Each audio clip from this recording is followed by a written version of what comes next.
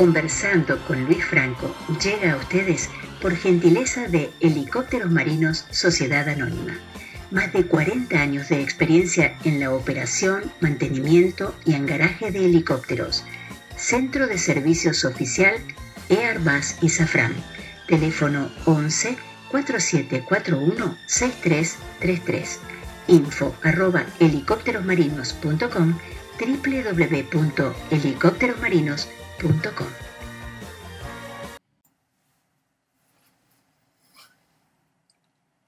Los montes Ararat son dos montañas realmente impresionantes que se levantan en medio de la enorme planicie que hoy se conoce como la meseta armenia.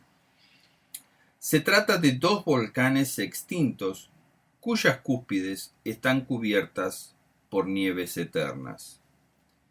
El pico mayor, llamado Gran Ararat, se eleva 5.137 metros sobre el nivel del mar. El pico menor, Pequeño Ararat, tiene 3.896 metros. El macizo que conecta a ambos estratovolcanes tiene unos 35 kilómetros de base. Aunque está geográficamente ubicado dentro de los límites políticos de Turquía, el sistema Ararat es un símbolo indiscutible del pueblo armenio que durante siglos ha vivido en el contorno de sus laderas. El Gran Ararat es considerado por muchos una montaña sagrada. El 17 de julio de 1981, por la noche, el carguero Canadair CL-44 Swingtail, matrícula Lima Victor Juliet Tango November, de transporte aéreo rioplatense, pasó justo por encima del sistema Ararat. Dada su misión secreta, el avión no se identificaba por radio con su matrícula civil argentina, Lima Victor Juliet Tango November, sino con el número de vuelo Kilo Yankee 223, que le había sido otorgado a la empresa Afrocontinental Airways, una de las mascaradas bajo las cuales se encubrían los traslados aéreos de armamento inherentes a la operación Sea Hell. Para sorpresa de los operadores de radar del sistema de defensa soviético, que monitoreaban continuamente la frontera entre Armenia y Turquía, para volar sobre las montañas Ararat, el avión salió de la aerovía por la que se encontraba volando, lo que resultaba muy sospechoso, dado que el vuelo por fuera de las rutas controladas por el Servicio de Tránsito Aéreo estaba prohibido en Turquía. Para peor, inmediatamente después el avión entró sin permiso al espacio aéreo de la Unión Soviética, donde volar fuera de aerovía también estaba prohibido. No queda claro la razón por la que el comandante Héctor Cordero pasó por sobre el sistema Ararat, dado que el vuelo sobre el espacio aéreo turco no era libre. Es probable que lo hayan hecho para marcar el punto como referencia geográfica. Y es que, dado su tamaño y la forma en que emerge en medio de la planicie, el sistema Ararat constituye una referencia visual ineludible en vuelo, pues sus elevadas cumbres nevadas pueden verse a la distancia, incluso de noche, dado que la nieve brilla a la luz de la luna. En las cartas de navegación aérea vigentes en 1981 y en las actuales, los picos se encontraban relativamente cerca del punto de notificación Igdir, ubicado sobre la ciudad turca homónima, de modo que bloqueando la posición Igdir era posible verlos y, al pasar por encima de ellos, era muy simple orientarse hacia Teherán. El tema es que la posición Igdir era el último punto de notificación de la aerovía que llevaba a Ereván, en la República Soviética de Armenia. No había ninguna aerovía que llevara de Igdir a espacio aéreo iraní. Eso fue lo que puso en alerta a los servicios soviéticos, más aún cuando vieron que el eco registrado en sus pantallas de radar entraba en su propio territorio. Solo un avión militar podía moverse fuera de aerovía, por lo que supusieron que se trataba de un avión de inteligencia electrónica, es decir, un avión espía. El fragmento que acabo de leer es del libro Juliet Tango November, un crimen de la Guerra Fría encubierto por 5 estados, que escribió el doctor Gustavo Marón, un hombre múltiple, escritor, abogado, especialista en derecho aeronáutico, profesor universitario, consultor de empresas, amante de la aviación y un buen amigo también. ¿Cómo estás, Gustavo? Gracias por acceder a esta entrevista. Hola Luis, muy buenas tardes. Me encantó tu presentación en términos de y un buen amigo, porque creo que esta charla, esta entrevista, la quiero desarrollar desde ese lado, ¿no? Como una conversación de amigos más que como una cuestión seria y acartonada. Gustavo, contanos qué pasó el 18 de julio de 1981. Vamos a charlar un poco sobre esto, aquel acontecimiento que bajo los cielos de la Unión Soviética te ha llevado a una investigación tan minuciosa. Bueno, ese día la defensa aérea soviética, ni más ni menos, derribó sobre el espacio aéreo de la República Soviética de Armenia a un transporte, un avión transporte, un carguero de matrícula argentina de la empresa Transporte Aéreo Rioplatense, que se estaba encargando de realizar traslado clandestino, secreto, de material bélico entre Israel e Irán. En ese contexto, y básicamente, la defensa aérea soviética, la inteligencia soviética, aberra las comunicaciones, las radioayudas del avión, lo induce a entrar en espacio aéreo soviético y allí luego lo derriba. Esta puede ser una síntesis en pocas palabras de lo ocurrido, pero y podríamos decir que ahí se agota mi investigación, pero la cosa fue más compleja, porque ese derribo fue inmediatamente encubierto por 5 estados diferentes, y precisamente ese es el objeto al cual me aboqué durante 5 años para el desarrollo de este libro. Gustavo, esto ocurrió en el marco de la denominada Guerra Fría, pero también había dentro de ese marco había una guerra regional allí entre Irak e Irán. Contanos un poquito. Claro, la Guerra Fría se extendió como rivalidad entre Estados Unidos y la Unión Soviética, o entre Oriente y Occidente, por decirlo en los términos que lo enunciaban en aquella época, entre 1947 y 1990, 1991, cuando se desploma la Unión Soviética. Esto, al ocurrir en el año 81, claramente estaba en el punto más álgido de esa guerra. Y resulta que la Unión Soviética, que era un conglomerado de países, tenía una gran extensión territorial cuyo borde sur limitaba con Turquía y limitaba también con Irán. ¿Qué ocurrió? Que en 1979 en Irán se produjo una revolución antigubernamental, que fue la Revolución Islámica, como conflicto regional, iba a cambiar toda la región, y depuso esa revolución al entonces Shah de Persia, un imperio de miles de años, o una tradición monárquica de miles de años, para colocar en su poder al gobierno teocrático de los ayatolás. Esto desbalanceó todo.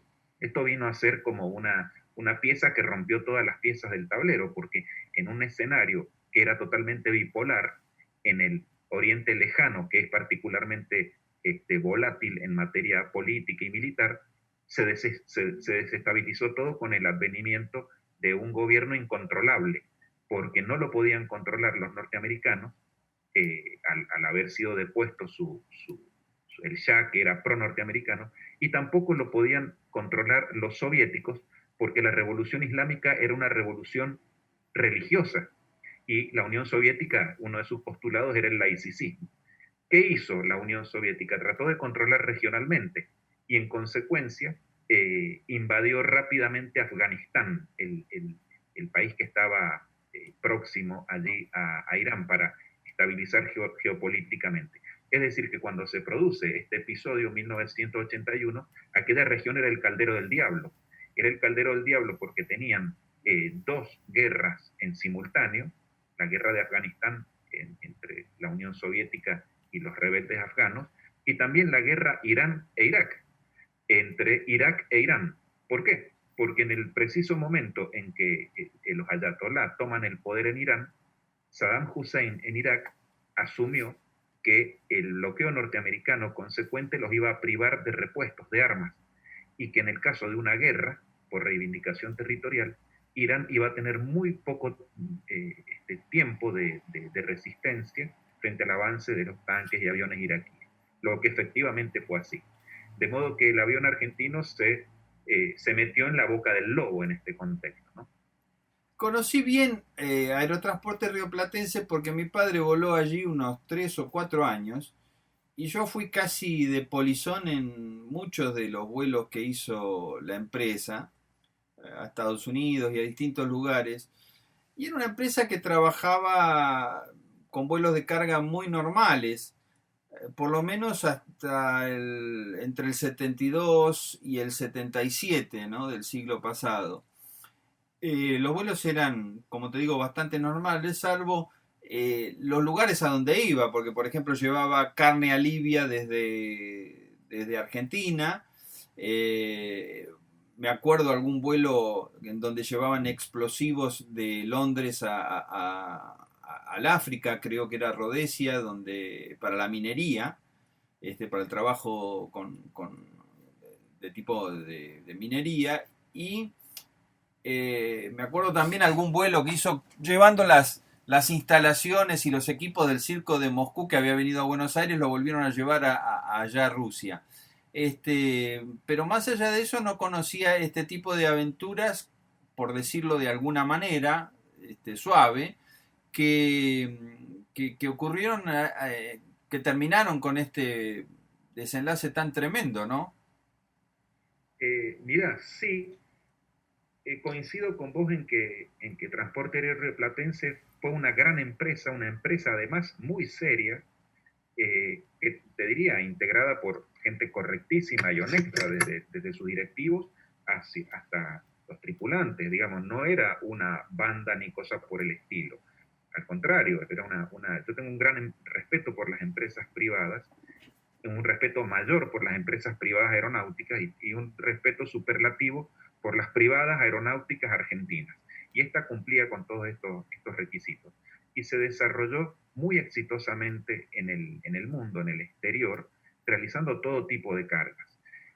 Todas las cargas que fue transportando eran cargas lícitas, los contratos no eran, digamos, clandestinos ni cosa por el estilo. Pero ¿qué ocurrió con este vuelo en particular?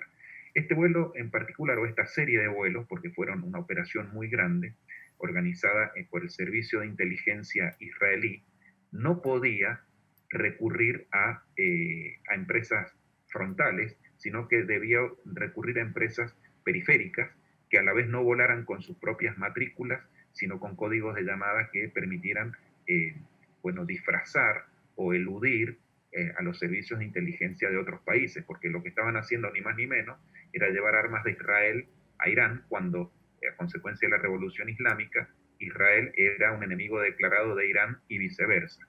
En ese contexto, sin que Transporte Aéreo Rioplatense fuera una empresa que operara naturalmente en las sombras o con cosas turbias, la propia operación, que no la manejaron ellos, sino que la manejaron el Servicio de Inteligencia israelí, la sumergió en un tipo de actividad y en un entorno operativo que ellos no manejaban para nada. Prueba de eso es cómo terminaron las cosas, ¿no? Con el avión derribado y, y, y la tripulación fallecida. Gustavo, ¿quiénes integraban la tripulación del Juliet Tango November? La tripulación estaba formada al momento del fallecimiento, del accidente, por 4 personas, 3 argentinos y un inglés.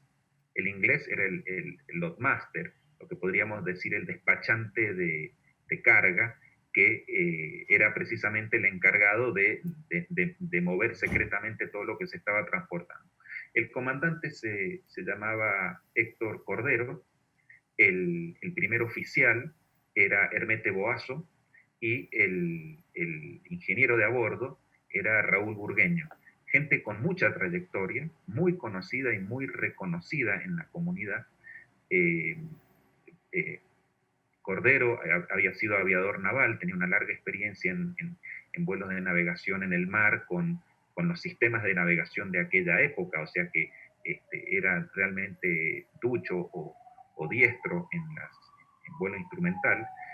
Había participado en la revolución de 1955 bombardeando la Plaza de Mayo, la Casa de Gobierno, en los primeros alzamientos de junio contra el gobierno constitucional de Perón. Boazo era un piloto que se había formado arrancando desde la aviación general, es decir, como en general avanzaban todos, ¿no? Primero con vuelos de trabajo aéreo, luego accediendo a las empresas de transporte en tareas livianas y luego a la gran línea carguera.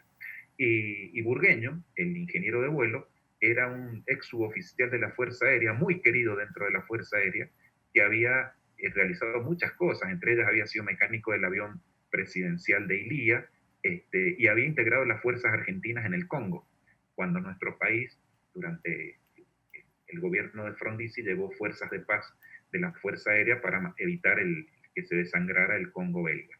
De modo que eran personajes muy interesantes, muy formados, con un nivel de formación superlativo para la época, y hoy creo que es superior incluso al del estándar, y que tuvieron la mala suerte de estar en el lugar preciso en el momento equivocado, porque no podían saber, no tenían ningún elemento para sospechar siquiera que las radioayudas de Armenia estaban siendo alteradas para desviarlos hacia Armenia para poderlos interceptar allí. O sea que vos decís que el avión fue deliberadamente desviado. Sí, y ese es uno de los hallazgos más importantes de la investigación. Y no lo afirmo yo especulativamente, lo reconocen los propios rusos. Después de la caída del muro de Berlín y particularmente después de la división, de la disolución de la Unión Soviética, una gran cantidad de archivos se fueron abriendo progresivamente en un estado policíaco, estalinista, en el cual había prevalecido el secreto y el secretismo.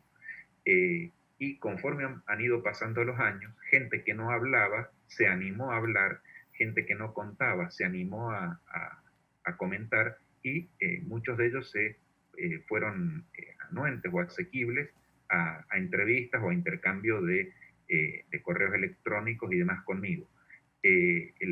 Entonces, reconocido por las propias autoridades de defensa soviética, lo que le tendieron al carguero argentino fue una trampa que luego debieron ocultar, porque el objetivo no era derribarlo, el objetivo era hacerlo aterrizar en el aeropuerto de Ereván, en Armenia, para mostrar al mundo que se estaba produciendo este tipo de transporte de armamentos en secreto y ridiculizar a los Estados Unidos, porque el armamento era norteamericano, pero también poner en evidencia esto, poniendo en jaque a Israel y a Irán. A Israel porque era aliado de los Estados Unidos, y a Irán porque era una república islámica que era absolutamente anticomunista. Entonces era una jugada maestra que le salió mal también a los rusos, porque en lugar de lograr internar el avión y hacerlo aterrizar, lo terminan derribando. Los únicos que perdieron allí son estos compatriotas nuestros. Y verdaderamente sí, porque entraron ellos como finalmente eran profesionales, dependientes, empleados de la línea aérea. La línea aérea entró al juego sin tener en absoluto, Transporte Aéreo Rioplatense, verdadera noción de en qué boca de león se estaban metiendo. Claro. Para ellos era un contrato más, y era un contrato no cualquiera, sino porque era muy bien pago. Al transportarse material especial, armamento, se pagaba muy bien por tratarse de mercancías peligrosas, pero además se estaba volando a un país que estaba en guerra, Claro. que era Irán. Por tanto, los cobros que uno podía hacer en términos de precio de flete eran siderales. Bueno, la empresa creo que focalizó eso y no otra cosa. Claro. ¿Quién era Jack Mallock? Jack Mallock fue el diseñador de esta operación clandestina, de toda la serie de vuelos clandestinos que se desarrollaron entre distintos puntos del mundo, África, Europa, Asia, Israel, y de Israel a Irán en secreto. Jack Mallock es un personaje que parece salido de un libro de Emilio Salgari, porque es un aeronáutico, un romántico, un pirata atractivo, pero a la vez un traficante de armas, un guerrillero, un insurgente, un patriota, o todas esas cosas a la vez según las etapas en la vida en las que haya vivido. Él era un oriundo de Rodesia. Rodesia era una colonia británica enclavada en el centro de África. Había volado durante la Segunda Guerra Mundial en la Real Fuerza Aérea Británica, lo habían derribado, se había escapado de los alemanes, y una vez terminada la guerra fundó en Rodesia distintas empresas de transporte que vinculaban a su país, o a su dominio o a su colonia con el resto del mundo. ¿Qué ocurrió? Un buen día Rodesia planteó declararse independiente de Gran Bretaña. Y con independencia, o sea, con la única excepción de los Estados Unidos, que le arrebató la independencia a Gran Bretaña, ninguna colonia británica se independizó nunca más por la fuerza, sino por reconocimiento de la reina, o sea, del gobierno británico, de la corona. Rodesia reclamó eso, y en respuesta Gran Bretaña la bloqueó por completo, la bloqueó económicamente. Entonces todo el tráfico hacia y desde ese país mediterráneo se realizaba clandestinamente. En ese contexto, Jack Mallock se devino el principal pirata aeronáutico del mundo, rompiendo el bloqueo británico. Se especializó en operaciones encubiertas, en operaciones clandestinas. Y esto le dio una gran experiencia, y a la vez fue muy funcional a los movimientos insurgentes de liberación de toda África, a los que terminó apoyando de una manera u otra. Cuando el gobierno de Israel en 1980 se ve requerido en secreto por el gobierno iraní para llevar armas de Israel a Irán, el servicio secreto israelí, el Mossad, recurre a los mejores, a los que ya tenían experiencia en cómo se organizaba algo tan complejo, porque no estamos hablando de unas pocas armas, estamos hablando de cientos de toneladas de armamento. ¿Y él Así convocan. ¿Y él desde dónde operaba, digamos? ¿Dónde tenía su centro de operaciones?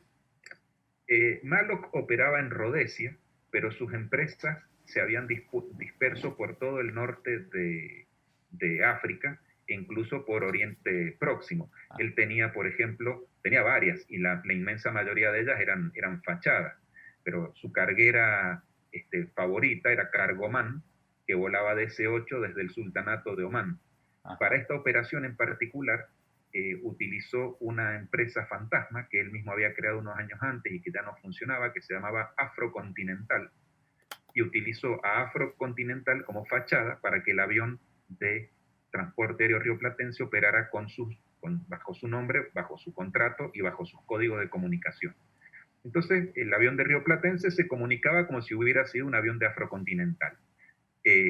Por supuesto que a esto había que agregarle la falsificación de los documentos de embarque, de los manifiestos, el coimear a todos los aduaneros que estaban jugando en el medio, el hacer operaciones de dispersión y diversión en el camino para que no se supiera nunca para qué lado volaba el avión y para cuál otro no, cambios de planes de vuelo, de ruta en vuelo. Bueno, era una cuestión compleja, hecha por profesionales de la piratería.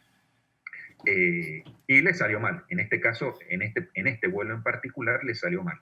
Porque el resto de las operaciones, que fueron muchísimas más, continuaron con el abastecimiento total de armas a Irán, a punto tal que lo armaron hasta los dientes a Irán para equilibrar su guerra con Irak. Qué interesante, ¿no? Y cuánto para charlar sobre este tema. También acabas de terminar un libro, ¿no es cierto, Gustavo? Sí, es que la investigación es como una adicción que uno lleva a lo largo de los años, y en este caso digo a lo largo de los años con fundamento, porque el libro que acabo de terminar junto con Guido Guiretti, con el arquitecto Guido Guiretti, nos llevó 25 años de investigación. Ese libro es la historia de la fábrica de aviones Chincul. Chincul funcionó desde 1972 a 1995 en Pocito, en San Juan. La empresa se constituyó en el 70 y la fábrica la levantaron entre el 70 y el 72 en San Juan. Y esos 25 años fueron revolucionarios para la aviación general y para la aviación argentina, ampliamente considerada, porque Chincul produjo en San Juan más de 740 aviones, y si consideramos los que importó en forma directa o a través de la comercializadora, que era la Macarena, que importó más de 100, llegamos a un número cercano a los 1000 aviones, en una época en la cual el parque aeronáutico argentino estaba bastante obsoleto, y este gran ingreso de aviones de marca Piper produjo un cambio gigantesco, rotundo en la instrucción, en la aplicación aérea, en la aviación ejecutiva. Y todo se hizo con material nacional, o sea, producido aquí en el país. Después de 25 años de investigación, con mi amigo Guido nos juramentamos terminar el libro a fines del año pasado, y aprovechando la pandemia o el aislamiento o la obligación de estar guardado, terminamos de epigrafiar las fotos, redactamos prólogo y epílogo y lo mandamos a la editorial. Así que Dios mediante, en un mes más, si Dios quiere, estaremos viendo la salida de este libro, que es como un hijo, ¿no? Un hijo que tardó 25 años en nacer. Contanos dónde se puede hacer una preadquisición del libro, ¿no? Sí, al igual que los edificios que se compran en Pozo, yo me vine a enterar precisamente con el libro anterior, el Juliet Tango November, que los libros también se pueden comprar en preventa directamente a la editorial antes de que sean impresos. ¿Y esto qué ventaja tiene? Bueno, de la misma manera que un departamento comprado en Pozo vale la mitad, un libro comprado en Pozo, entre comillas, en preventa, vale también la mitad. Lo edita Editorial Grupo Abierto. Es una editorial importante en calidad, que ha sacado una serie de libros aeronáuticos muy buenos en el pasado. Por eso, precisamente, al hacer la selección de editorial, la elegimos. Y simplemente hay que enviar un correo electrónico a una casilla que es libros@grupoabierto.com. Libros con S, en plural, libros@grupoabierto.com. Allí uno, bueno, se anota, requiere un ejemplar, te mandan el número de cuenta en la cual hay que transferir el precio, y te lo mandan a domicilio. Ese es el formato con el cual se prevendió el libro anterior, y es una forma asequible para que en tiempos duros se puedan adquirir un libro importante en términos de volumen y de cantidad de fotos a un precio accesible. El libro de Chincul va a tener no menos de 600 páginas y no menos de 400 fotos, como para dar una idea de su tamaño. Bueno, estamos terminando nuestro tiempo de reportaje. Yo recomiendo este libro tan interesante que es Juliet Tango November, de Gustavo Marón, que echa luz sobre un capítulo, no solamente, como acaban de ver, de un avión infortunado allí bajo los cielos de la Unión Soviética, sino también una situación que vivió el mundo hace unos cuantos años que configuró la realidad actual. Así que los aliento a adquirir un ejemplar y enterarse un poco más de todos los entretelones de esta historia. Gracias, Gustavo Marón. Nos estamos encontrando en cualquier momento para seguir alguna de estas historias que investigás.